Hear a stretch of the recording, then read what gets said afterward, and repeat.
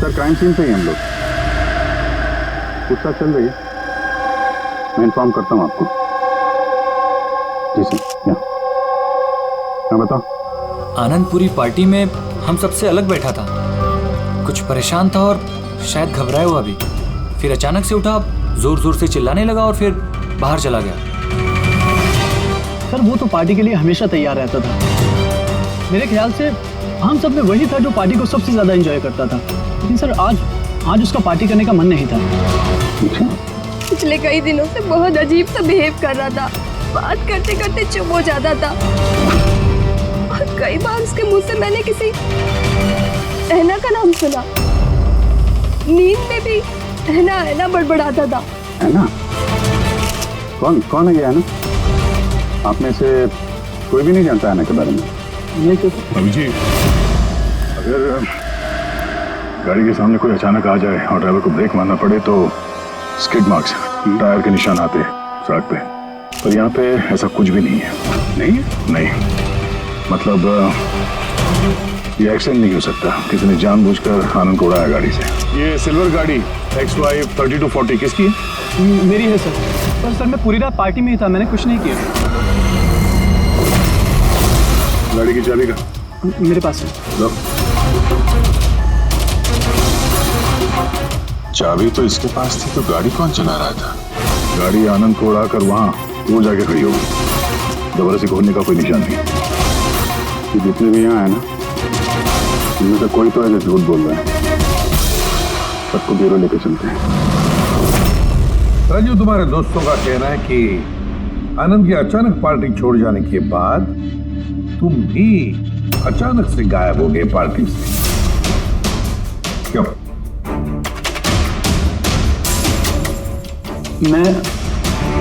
हाँ सर, याद आया, मैं वॉशरूम गया था। एक्चुअली कल कुछ ज्यादा ही पी ली थी तो।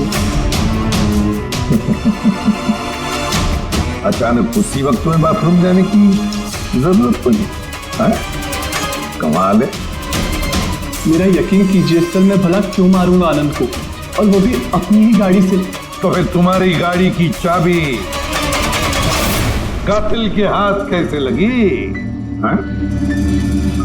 पता नहीं सर। राजीव के कार के स्टीयरिंग व्हील पे तुम्हारी उंगलियों के निशान मिले हैं।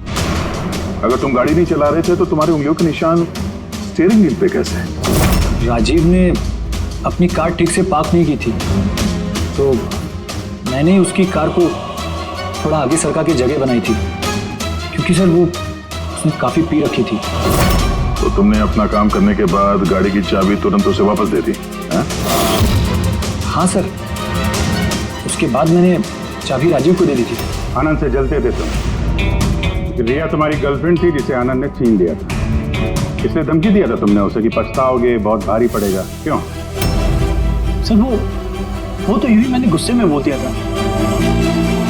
सर ये बात बिल्कुल सच है कि मैं आनंद को पसंद नहीं करता था, लेकिन इसका मतलब ये नहीं कि मैं उसका मर्डर कर दूंगा। उस दिन पार्टी के दिन भी झगड़ा हुआ था ना तुम्हारा? झगड़ा नहीं था वो, कपल्स के बीच कहासुनी होती रहती है और मुझे लग रहा था कि आनंद मुझसे कुछ छिपा रहा है। और ये ऐना के बारे में भी मैं जानना चाहती थी कि कहीं उसका ऐना के साथ अफेयर तो नहीं चल रहा। ऐसा क्यों लगा था? मैंने बताया ना कि बहुत दिन से बहुत अजीब सा बिहेव कर रहा था, कभी भी ऑफिस से छुट्टी ले लेता था। और हाँ, कुछ दिन पहले एक बैग में बहुत सारा कैश लेकर कहीं जा रहा था। मैंने पूछा कि कहाँ जा रहे हो, क्या कर रहे हो, इतना सारा पैसा कहाँ से आया तुम्हारे पास? लेकिन कोई जवाब नहीं। इतना सारा पैसा लेके आनंद जा कहाँ रहा होगा? तो कोई उसे ब्लैकमेल तो नहीं कर रहा था? तो जिस दिन आनंद कैश से भरा बैग लेकर बाहर निकला था, उस दिन उसकी फोन की लोकेशंस का रिकॉर्ड है हमारे पास। है ना? है कौन ये? है ना? है कौन ये? तो ये भी पता लगाना पड़ेगा कि आनंद उस रात गया कहाँ था। इस आनंद की पूरी कुंडली निकालो। सर, उस दिन आनंद यहीं आया था। ये जगह कुछ जानी पहचानी सी लग रही है।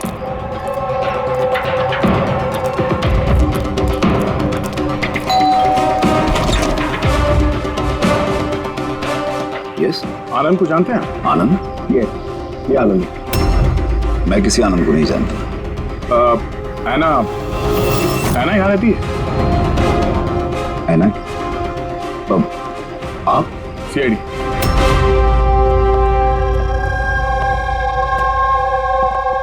My wife Jennifer, my son Jacob. Sir आप ऐना के बारे में क्यों पूछ रहे हैं? हम ऐना से बात करना चाहते हैं। वो यहीं रहती है ना? सर 5 साल पहले एक रोड एक्सीडेंट में ऐना की मौत हो गई। एक्सीडेंट? जी, किसी कार ने टक्कर मारी और वो टक्कर मारने वाला भाग गया। सर आनंद के केस में भी ऐसा ही हुआ था।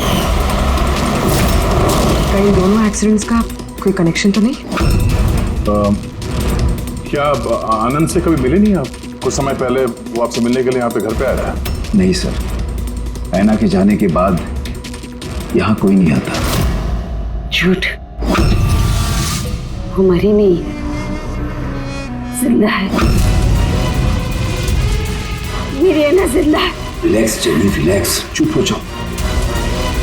सर ऐना के जाने के बाद मेरी बीवी सदमे में है, इसलिए आप इसकी बात पर ध्यान मत दीजिए। नहीं, मैं सच कह रही हूँ, मेरी ऐना मरी नहीं है। वो कहीं नहीं गई है। वो मुझसे मिलने आती है। अपनी माँ से बहुत प्यार करती है वो।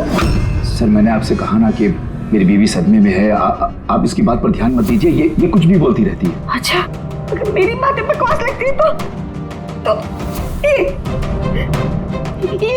ये देखो, आप भी देखिए, ये मेरी ऐना है।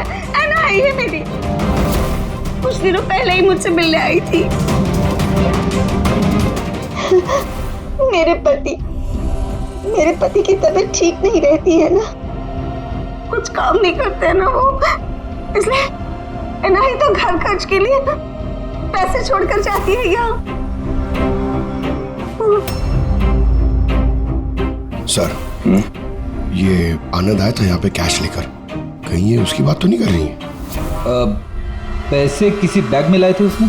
नो सर, 2 बॉक्सेस में। दिखाइए। जी।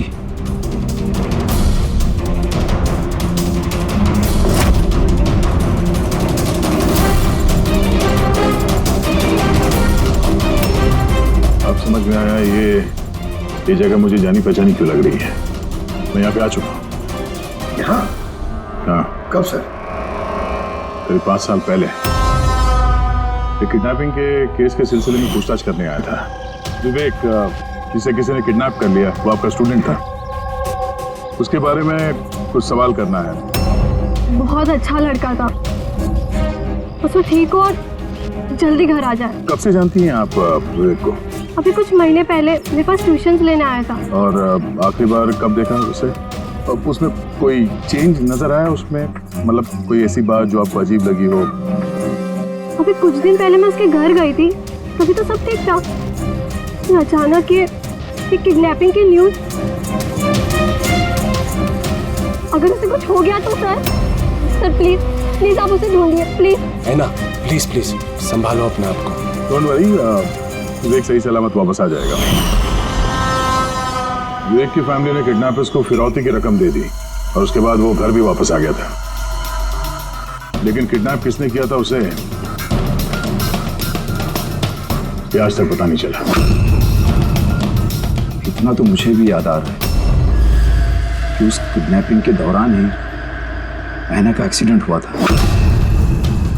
पर मेरी समझ में एक बात नहीं आ रही है कि ऐना इतनी रात को उस सुनसान रोड पर गई क्यों थी? उसे तो उस वक्त घर पर होना चाहिए था, डिनर के लिए।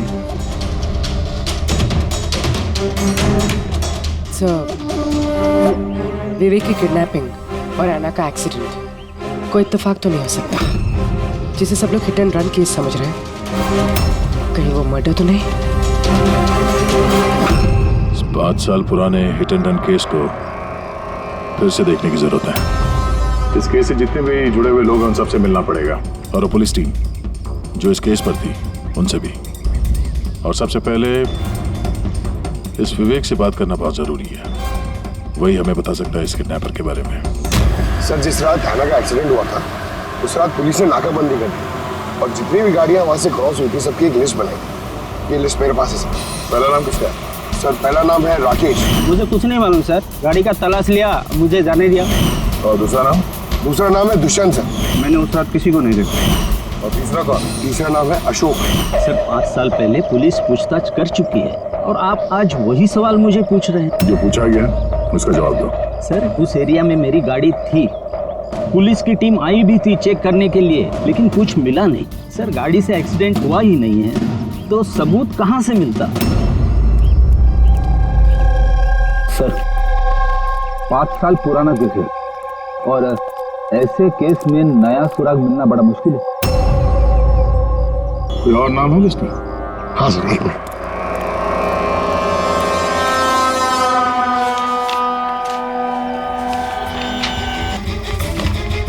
ये सर, ये Paresh, plot number 21 Shastri Nagar Mulund. Plot number 21 Shastri.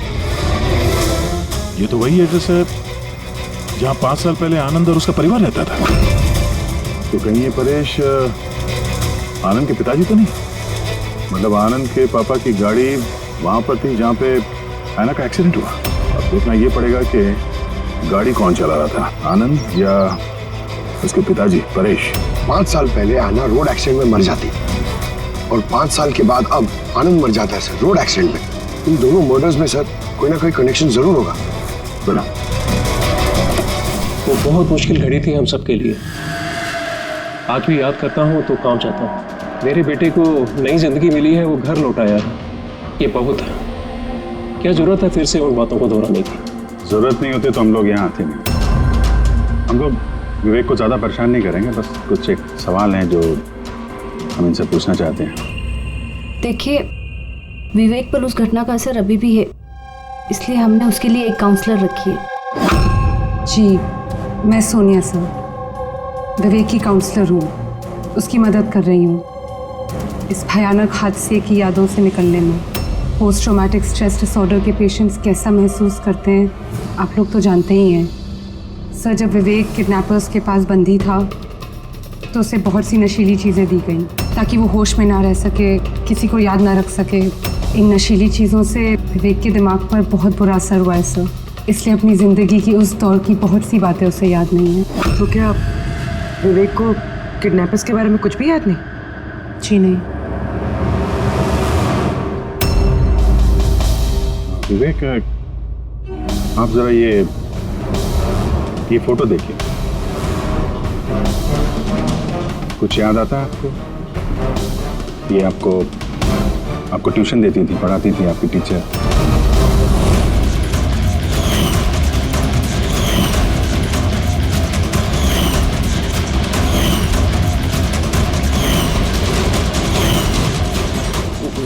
ये वहाँ थी खिड़की के पास। खिड़की कहाँ पे? जहाँ मुझे उन लोगों ने बांध के रखा था। कहाँ पे बांध के रखा था तुमको विवेक? वो कौन सी जगह थी वो? विवेक कहाँ पे रखा था, कुछ याद करो। विवेक, हाँ, कहाँ पे? रिलैक्स विवेक, ज़्यादा अपने दिमाग पर जोर मत डालो। वो please, this is not good for him. Okay, relax Vivek, relax. Vivek को जहाँ पे कैद करके रखा था वहाँ पे रैना की मौजूदगी, रैना की मौत एक्सीडेंट नहीं है। किडनैपिंग से कुछ ना कुछ लेना देना है इसका।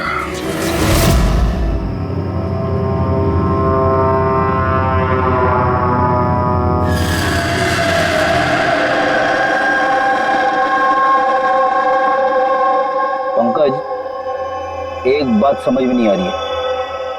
5 साल पहले मरी हुई लड़की अपनी माँ से मिलने कैसे आ सकती है? यही तो हम पता करने आए ना फ्रेडी सर। हाँ यार, ये आत्मा वात्मा का चक्कर ना हो बस। यार क्यों जबरदस्ती ऐसी बातें करते हो आप यार? डर लगता है।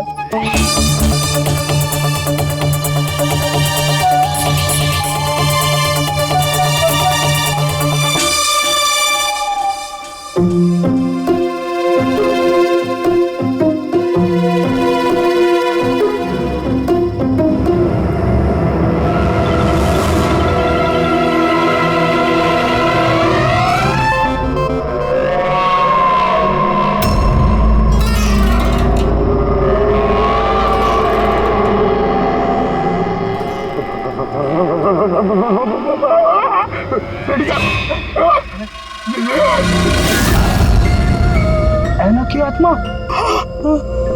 रेडी सर, आप एक काम करो, आप आगे से जाओ, मैं पीछे से आता हूँ। ओके? अरे पंकज, ये आना जाना छोड़ दे, चलेंगे तो साथ में चलेंगे।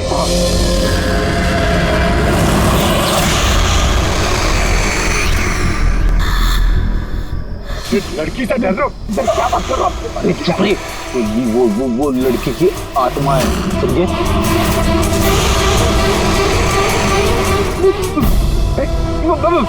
कहाँ गई? अरे गाड़ी तो थी सर, कहाँ गई? अरे क्या बात कर रहे हो यार, देखते देखते एक लड़की आंखों के सामने से गायब हो गई, ऐसे कैसे? हम लोग सच कह रहे हैं, हम लोग का पूरा ध्यान था उस पर, मगर वो पलक झपकते ही गायब हो गई। सर, मैं दावे के साथ कह सकता हूँ वो एक आत्मा ही थी। एक अच्छी खबर है भाई। क्या सर बताइए? ये जो 2 डब्बे हैं, इन डब्बों में ऐना की फैमिली को रुपए भिजवाए गए थे भाई। इनमें से ये एक डब्बा तो आनंद का है, लेकिन ये दूसरा डब्बा ये आनंद का नहीं। क्या? ये आनंद का नहीं है? कैसे? ऐसे, इस डब्बे पर ये जूते का नंबर लिखा हुआ। क्या नंबर? 11। और आनंद के जूते का नंबर क्या था? 8। तो अब ये जूता आनंद का तो नहीं हो सकता, और वो रहता भी अकेला था, तो ये भी नहीं कह सकते कि किसी फैमिली मेंबर का होगा। डॉक्टर साहब, ये भी तो हो सकता है कि आनंद ने ये बॉक्स कहीं और से लाया। हो सकता है, दया जरूर हो सकता है, लेकिन भाई अगर आनंद ये बॉक्स कहीं और से भी लाया होता तो आनंद की उंगलियों के निशान तो इस डब्बे पे होते ना। आनंद की उंगलियों के निशान है ही नहीं इस पर, तो फिर तो ऐसा बोलो ना सर, घुमा फिरा के बोल रहे आप। सालू क्यों ना यार। मतलब सर कोई और भी जिसे ब्लैकमेल किया जा रहा है? इसका मतलब है ऐना के परिवार को कोई चोरी छुपे मदद करने की कोशिश कर रहा है, लेकिन क्यों? कहीं ऐसा तो नहीं कि वो अपने आप को ऐना की मौत का जिम्मेदार समझता है और इसलिए? हो सकता है। अच्छा डॉक्टर साहब, ये जो बॉक्स मिला है 11 नंबर वाला, इसमें से कुछ और मिला? आपको कुछ बता सकते हैं? हाँ, ये कंपनी का एक कागज था जो चिपका हुआ था। सब कुछ तो फाड़ दिया है, लेकिन इस पर 2 अक्षर लिखे हुए SH। इस बॉक्स पे ये बार कोड तो है, कम से कम ये तो पता चल जाएगा कि बॉक्स आया कहाँ से था। सर, पिछले 1-2 महीने में तो हमने सैकड़ों जोड़ी जूते बेचे, फिर कैसे याद रहेगा कि कौन से डब्बे में किस ग्राहक को जूते बेचे थे? तुम्हारी बात सही है, लेकिन ऑनलाइन बिजनेस है ना तुम्हारा, तो किसी ई-कॉमर्स वेबसाइट के जरिए बेचते होगे। जी सर। तो हमें शू बॉक्स पे एक छोटा सा लेबल मिला है, तो तुम अपना रिकॉर्ड दिखाओ जरा, हम चेक कर लेंगे। Sure sir.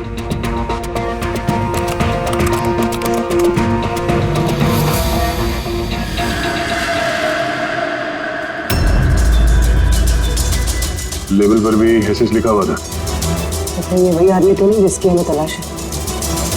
एड्रेस भी तो है इसमें। चलो शेखर कुमार का इतिहास निकालते हैं।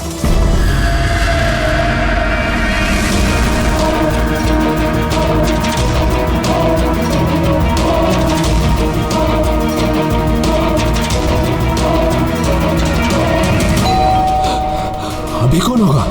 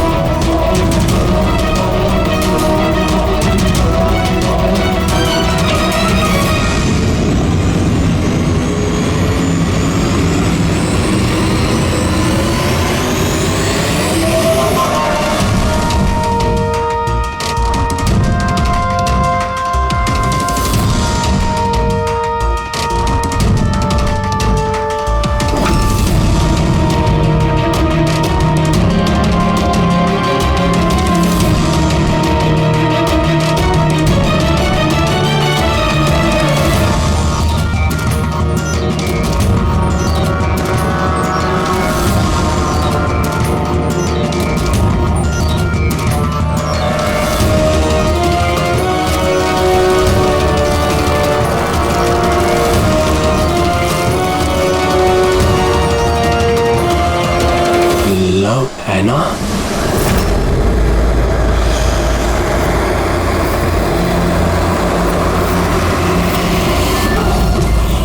देखो, मुझे मत मारो, एना प्लीज। खोलो, कोई दरवाजा खोलो। अरे कोई है, प्लीज। शेखर, मेरे पास आओ।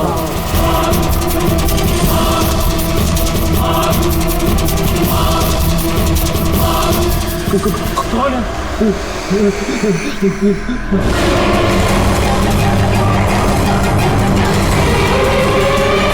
कौन हो तुम?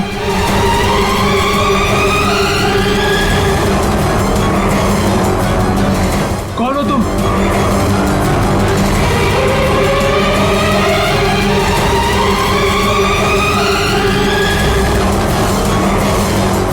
कौन हो तुम?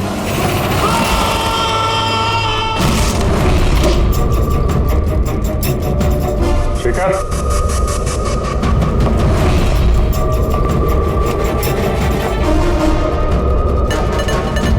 गुनाह कबूल करो, कन्फेस।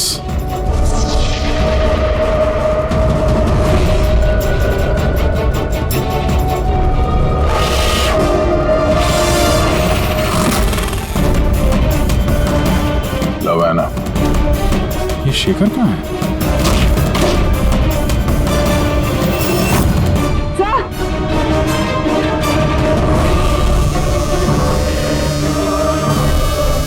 He's no more. जिसका डर था वही हुआ। है ना, संभालो अपने आप को। नाना का बॉयफ्रेंड शेखर है ये। पहले आनंद और अब शेखर। सर इसलिए ये पैसे देकर आना की मदद कर रहा था, लेकिन कुछ ना कुछ तो गलत किया है इसने, इसलिए बाहर दीवार पे लिखा है कन्फेस, गुनाह कबूल करो। घर की तलाशी लेते हैं, पता भी चले कि आनंद और इस शेखर का आपस में कोई कनेक्शन था क्या?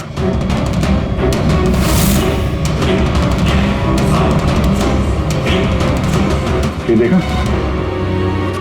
ये आनंद और शेखर की फोटो दोनों एक साथ। सर सर ये देखिए, शेखर ने 5 साल पहले एक लग्जरी कार खरीदी थी, उसके पेपर्स, और एक बहुत ही महंगा घर किराए पे लिया था। सर ये देखिए, 5 साल पहले किडनैपिंग हुआ था, अब 5 साल पहले ही शेखर ने ये सब खरीदा। उस वक्त तो ये काफी गरीब था, पैसे वैसे थे नहीं इसके पास। कहीं किडनैपिंग में ये शेखर भी मिला हो तो नहीं? हो सकता है आनंद और शेखर दोनों दोस्त थे और दोनों ने मिल के शायद विवेक की किडनैपिंग की और इसीलिए दोनों की जान चली गई। और 5 साल बाद कौन बदला ले रहा है इन लोगों से?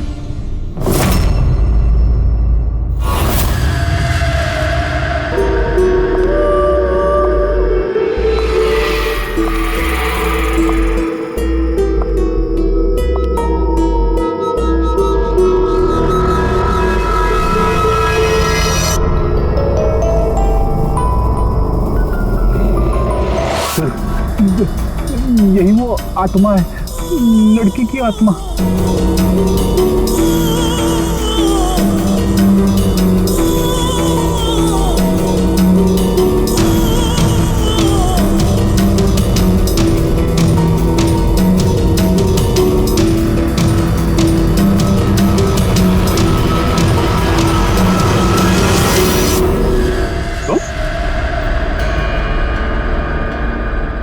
जी हाँ, आपका बेटा जेकब अपनी बहन के कपड़े पहन के घूमता है।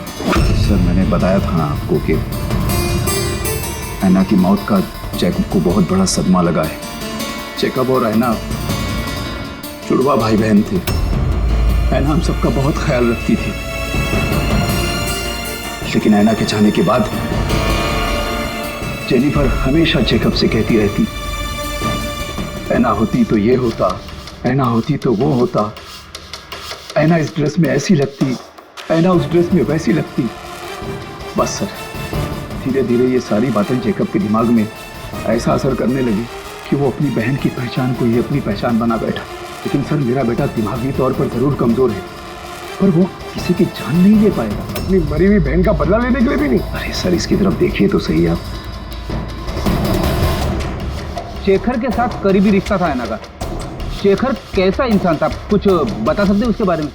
सर वो दोनों एक दूसरे को बहुत पसंद करते थे, लेकिन एक्सीडेंट से कुछ दिन पहले ऐना शेखर से नाराज रहने लगी थी, उससे अलग होना चाहती थी। शेखर से नाराजगी का क्या कारण हो सकता है? वो ना हो विवेक के बारे में सारी जानकारी शेखर ने ऐना से ही हासिल की होगी। उसके बाद उसने विवेक को किडनैप करने का प्लान बनाया, उसने किडनैप किया। किसी तरह से ऐना को पता चल गया होगा और उस रात वो शेखर का पीछा करते करते उस जगह पे पहुंच गई जहां पे शेखर ने विवेक को किडनैप करके रखा था, और किसी कारण उसे वो वहां से भागना पड़ा और वहां सुनसान सड़क पे किसी ने कार से ऐना को कुचल दिया। मतलब वो जगह जहां पे विवेक को बांध के रखा गया था वो ऐना के एक्सीडेंट स्पॉट के आसपास ही है। वो जगह ढूंढते हैं जहां पे विवेक को बांध के रखा था। सर, जहाँ पे ऐना का एक्सीडेंट हुआ उसके आसपास सिर्फ यही एक बंद पड़ा हुआ घर है। ये घर बंद पड़ा हुआ है और आसपास सिर्फ जंगल। ठीक है, अंदर देखते हैं। आइए आप लोग।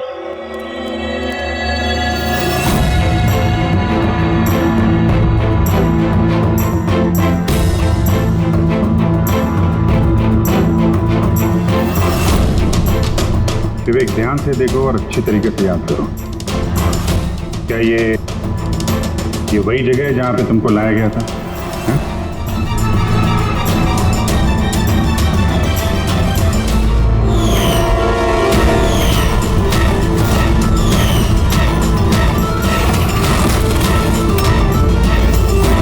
हाँ, यही वो जगह थी। क्या ये दोनों थे यहाँ पर?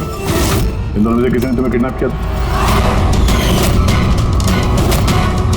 नहीं सर, उन लोगों ने ऐसे मास्क पहन के रखे थे, सिर्फ उनकी आंखें देख रही थी। और तीसरा आदमी जो था। तो तीसरा कौन था? उसको देखा तुमने? नहीं, वो वहां दरवाजे के पास खड़ा था, बात कर रहे थे किसी बारे में। क्या बात कर रहे थे? कुछ सुना तुमने? हाँ विवेक, सोचो, शायद कुछ याद आ जाए।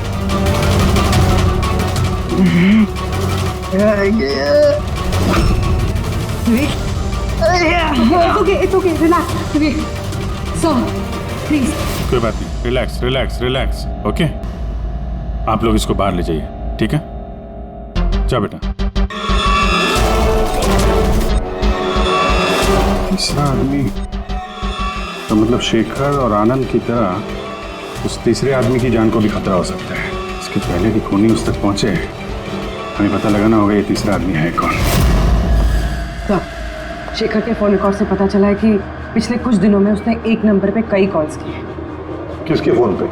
सर, ट्रेस नहीं हो पाया, बर्नर फोन। सर, शेखर ने फोन से अपने सारे मैसेजेस डिलीट कर दिए, मगर हमने रिट्रीव कर लिया सर। पहला मैसेज है, 5 साल पहले का राज कोई जान गया है, क्या करें। दूसरा मैसेज, बहुत बड़ी प्रॉब्लम में हूँ, मदद चाहिए तुम्हारी। थर्ड मैसेज, तुमसे बात करनी है, कॉल मी प्लीज। चौथा मैसेज है, वो चाहते हैं मैं अपना गुनाह कबूल करूं, अब बर्दाश्त नहीं होता। अगर मैं फंसा तो याद रखना तुम भी नहीं बचोगे। अभी जा रहा हूँ ऐना के घर, उसके माता पिता को सब बता दूंगा। सर, विवेक की किडनैपिंग में ये शेखर शामिल था। अगर ये बात शेखर ने ऐना के परिवार वालों को बता दिया था, तो ऐना के परिवार वालों ने पुलिस को ये बात क्यों नहीं बताई? वही तो, पुलिस और सीआईडी से सच छुपाए। कहीं ऐसा तो नहीं कि ऐना की मौत का बदला लेने वाले उसके घर वाले ही हों? मैं सच कह रही हूँ सर, हमारी शेखर से कोई बात नहीं हुई। वो हमारे घर आया ही नहीं। और सच कहती हूँ सर, अगर वो हमारे घर आया होता ना, तो मैं उसे उसी वक्त कहती कि चलो अभी पुलिस को सब बता देते हैं। मैं हमारी बेटी की कसम खाकर कहती हूँ। सर, हमारा यकीन मानिए, सच कह रहे हैं लोग।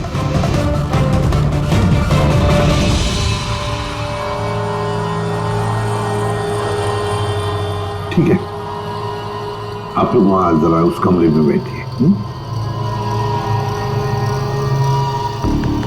पंकज,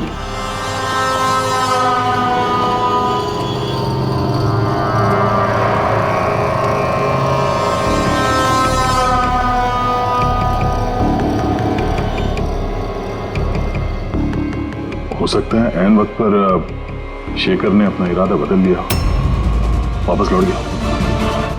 ये हो सकता है कि वो घर तक पहुंचा ही ना, उस तीसरे आदमी ने उसे ऐना के घर के बाहर ही रोक लिया हो ताकि वो अपना गुनाह कबूल न कर सके।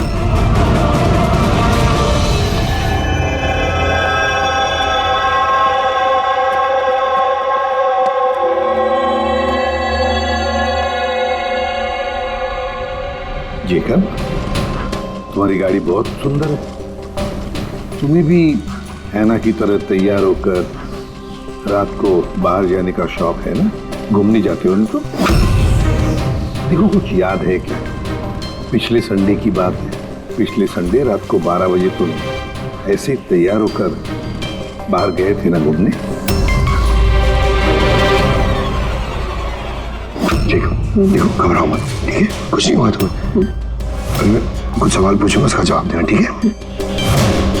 उस रात तुमने कुछ देखा था? कुछ अजीब सा हुआ हो या कोई था वहां पे?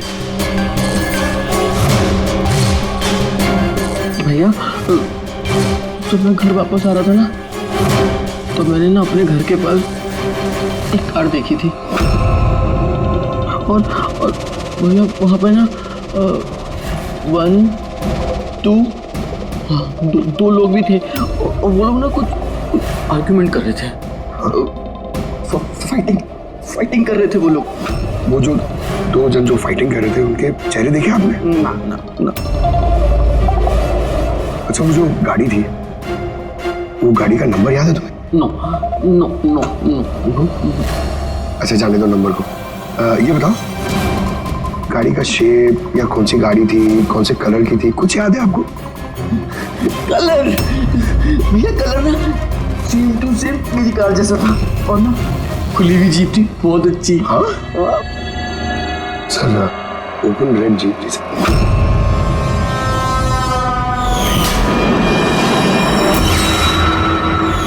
आनंद के एक्सीडेंट के समय जो लोग पार्टी में मौजूद थे, उनकी गाड़ियों के साथ एक लाल कलर की जीप थी ऐसी। मतलब वो तीसरा किडनैपर अभिजीत, आनंद और शेखर का हत्यारा, वो भी उस पार्टी में मौजूद था।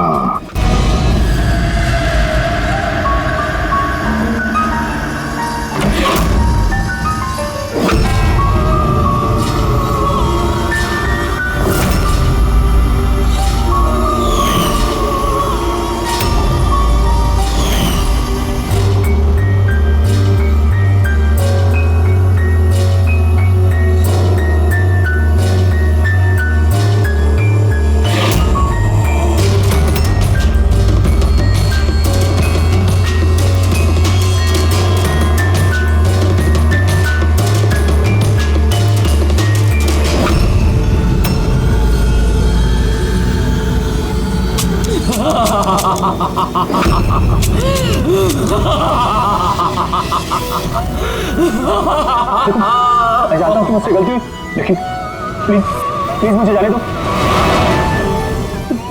मुझे माफ कर दो, मुझे जाने दो यहाँ से। वो तो आनंद और शेखर ने किया, मैंने कुछ नहीं किया। मुझे माफ कर दो।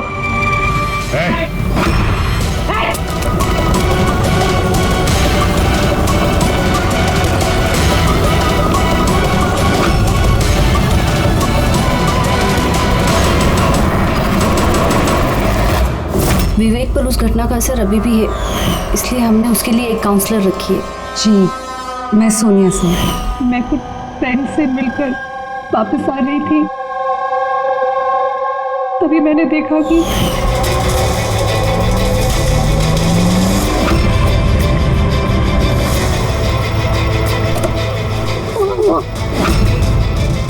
कौन है वो? शेखर। हाँ, और आदमी कौन है?